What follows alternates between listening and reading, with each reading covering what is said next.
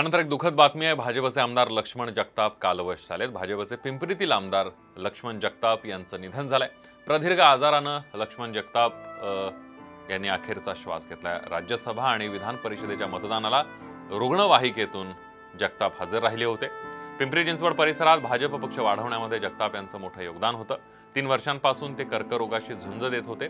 पुण्यातील कसबा पेठच्या आमदार मुक्ता टिळक यांचं काही दिवसांपूर्वीच कॅन्सरनं निधन झालंय आणि आज जगताप यांची प्राणज्योत मालवली आहे। त्यामुळे भाजपवर शोककळा पसरली आहे। मुख्यमंत्री एकनाथ शिंदे आणि उपमुख्यमंत्री देवेंद्र फडणवीस यांनी यावर काय भावना व्यक्त केल्या बघूया।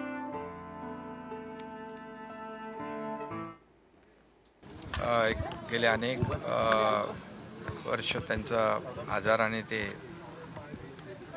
उपचार त्यांच्यावर होत होते। दीर्घ आजाराने त्यांचं आज सकाळी दुःखद निधन झालंय। मी त्यांना भावपूर्ण श्रद्धांजली अर्पण करतो। ही अत्यंत दुःखाची गोष्ट आहे। आजारामुळे त्यांना अचानक आमच्यातनं जावं लागलं। ही आमच्याकरता मोठी क्षती आहे। ही महाराष्ट्राच्या राजकीय सामाजिक क्षेत्राकरता देखील क्षती आहे। माझ्या प्रार्थना त्यांच्या परिवाराच्या समवेत आहेत।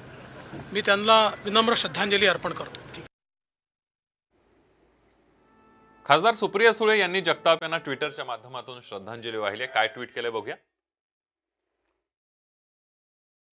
पिंपरी चिंचवड विधानसभा मतदारसंघाचे आमदार लक्ष्मण जगताप यांचं निधन झालं।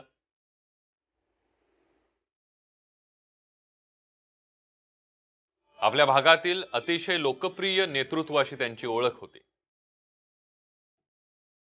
त्यांच्या निधनामुळे जगताप कुटुंबावर कोसळलेल्या दुःखामध्ये आम्ही सर्वजण सहभागी आहोत।